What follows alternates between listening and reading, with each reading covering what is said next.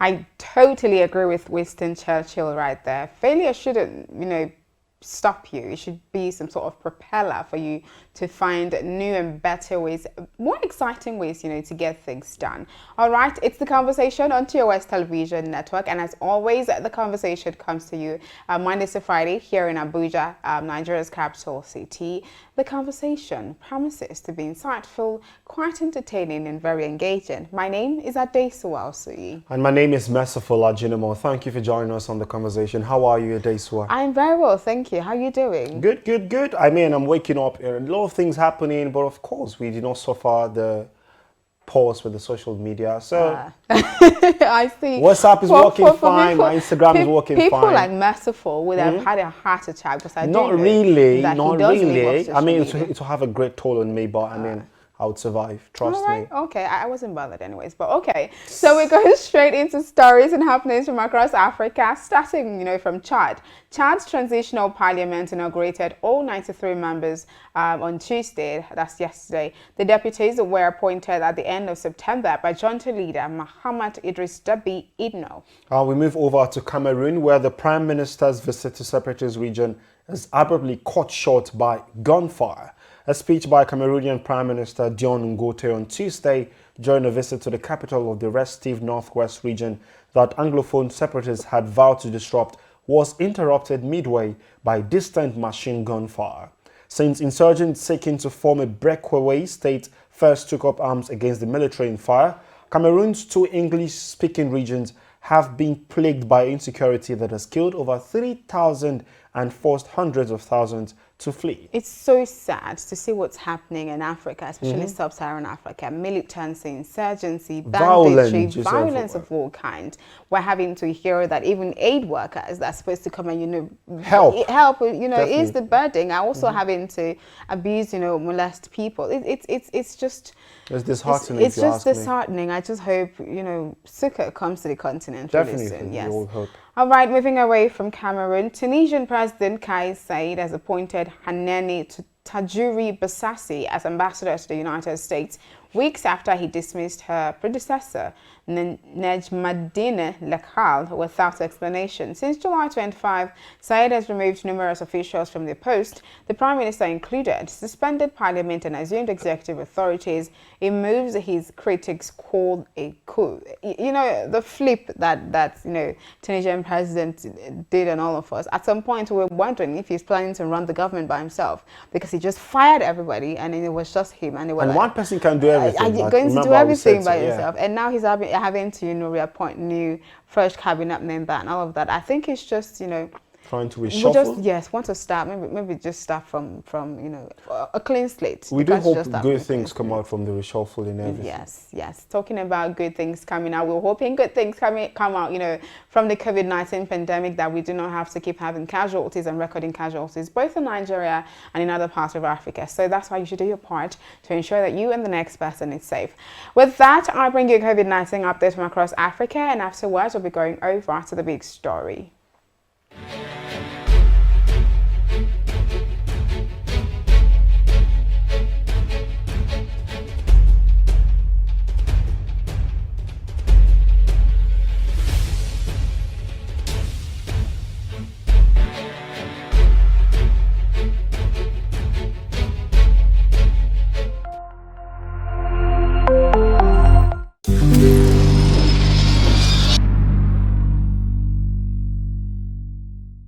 This is still the conversation showing on your digital first Pan-African news network. Don't forget you can be a part of our social media community. Follow us across all our social media platforms at TOS TV Network on Facebook, Twitter, Instagram. And of course, like and subscribe our YouTube page, TOS TV Network. It's the big story, the crux of the conversation. And this time we talk about examining the relevance of Governors Fora in Nigeria. And joining us via the phone this time is Adeni Ikunu, a social affairs commentator. You're welcome to the show, sir.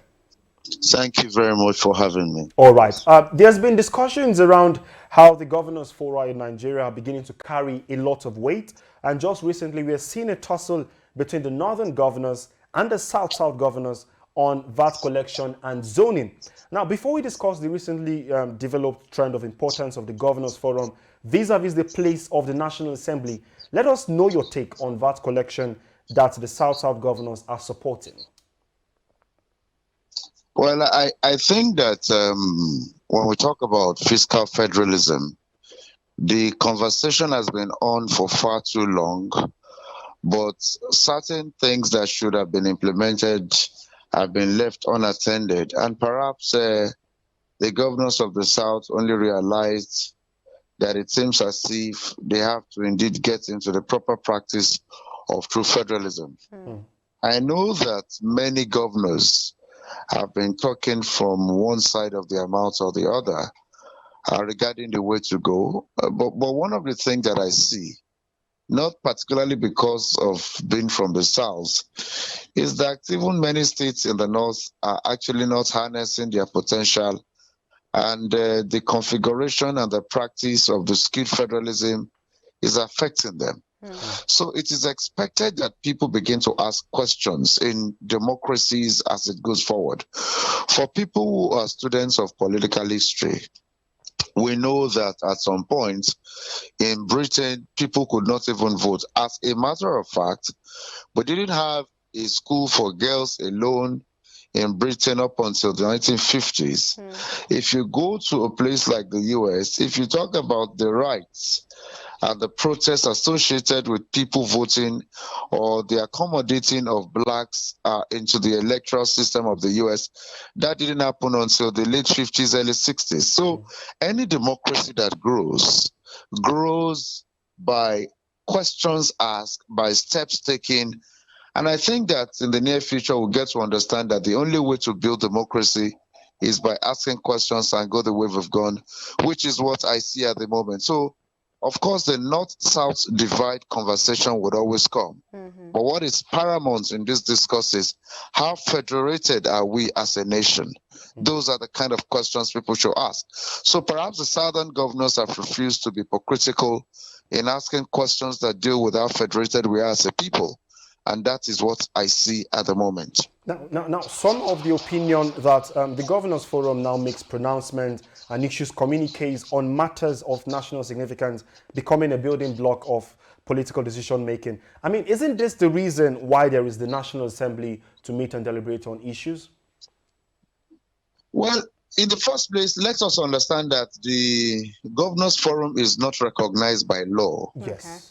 And I think that people should not confuse some groups set up for the purposes of orderliness organization to actually begin to take the toga of constitutional legitimacy. So as far as I'm concerned, the Governors Forum, Northern Governors Forum, Southern Governors Forum, Nigeria Governors Forums, they are completely unknown to law. But of course, they could form groups so that they will actually be efficient in the delivery of their terms of reference, which is what I see. And I think that the National Assembly must also be very careful. Okay. Hello, are you there? Governors Forum, because it's not recognized by law. If, for instance, the governors go as a group, for instance, let's look at the VAT issue. The VAT issue has prompted many southern governors joining in the suit that the Rivers State government and the Lagos State government are actually dealing with now, as far as the country is concerned in terms of the value-added tax. So if it is on that grounds, then we could say yes. But the National Assembly, to a great extent, should not be poking its nose where it shouldn't. And as a matter of fact, the National Assembly has not demonstrated its capacity to deal with issues so that it has what I describe as a healthy federal perspective. So that is also how I want to intervene in that regard. Okay, let's talk about zoning and the matter at hand now. What is your take on the stance of both the northern south, the northern governors in support of this constitution we have? I can't really hear you well now. Can you speak up, please? Can you hear me now, sir? Yes. Okay, so I was asking what your take is on the issue of zoning between the northern governors and the southern governors. Okay. Let me say this very clearly, that the constitution of the PDP and the APC guarantees or assures of zoning. If you've been following the news, which I know you're doing in recent times, the APC chairmanship is intended for the North, while the PDP chairmanship is intended for the South. or the North Central, it therefore means that if anybody produces the national chairman of the party, unarguably the presidency gets zoned to that area. And the reality is, let's understand that we cannot always want to compare our system here with the systems in advanced country in one fell swoop. It's not advisable. The reason I've said that is this: the democracies we have across the world have its peculiarities. It only takes studying. For instance, if you look at Vladimir Putin has been there for many years. Some of the democracies we practice in Africa would not permit Vladimir Putin to remain there, except if he's a despot. But Russians believe that the constitution guarantees that he remains there. Tony Blair, for instance, was there for about 10 years, over 2 periods. Why am I saying this? David Cameron was there for lesser. If we look at the way or the manner the constitution of these countries or what guides coming into power puts together, it therefore means that there are peculiarities. So we cannot just say ours should not be countenanced. Nigeria has in excess of 348 or about so tribes. We've talked about the languages close to about 500. It therefore means we cannot compare ourselves with the US, where the predominant language is English, as well as the UK. We also cannot talk about France, where they have a single language. So what I'm saying in essence is, zoning should not remove competence of capacity. It therefore means that if we have resolved to go the way of zoning, then if we must zone anything to any part of the country, it has to be the best hands. We do not want to have somebody that cannot produce his O-level results, as in the case of the Chief Justice of Nigeria and the President of the country, where WAEC has to produce new results for them. We don't want such controversies. It therefore means that due diligence will be expected. If anything is zoned to any part of the country, and the certificates that they have said is the basis of getting into office doesn't have to be something you have to go and swear affidavit for when they ask you for it. So I think that zoning is not entirely terrible itself, but if it is decided by the parties, now don't forget that the Constitution only recognizes the person that the people chooses. The Constitution doesn't recognize zoning as well. It means, therefore, that if the parties have decided to go the way of zoning that they perceive as the way to guarantee equity and justice, it means that Nigerians would have to vote anybody that is a candidate of their choice as chosen from any area where they have decided to zone it to.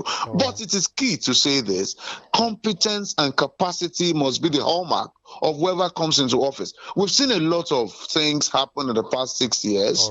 For instance, Goodluck Jonathan up till this moment has not been able to give us a reference for the PhD he has. I would have loved to actually read what he wrote in his PhD. We don't have it.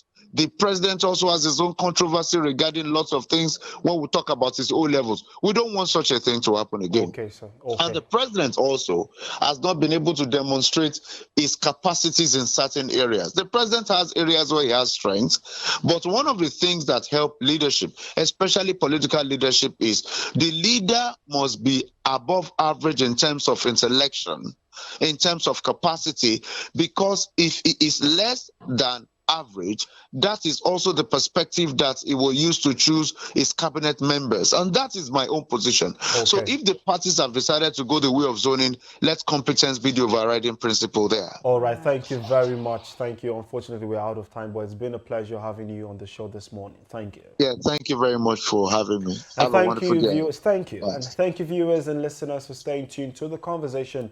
Don't forget, you can be a part of our social media community. Your contributions, comments, concerns, and observations are welcome. Just follow us across all our social media platforms at TOS TV Network in Facebook, Twitter, and Instagram. I am Merciful Ajinomo. My name is Adesuwa Osuyi. Thank you for watching. We'll see you tomorrow.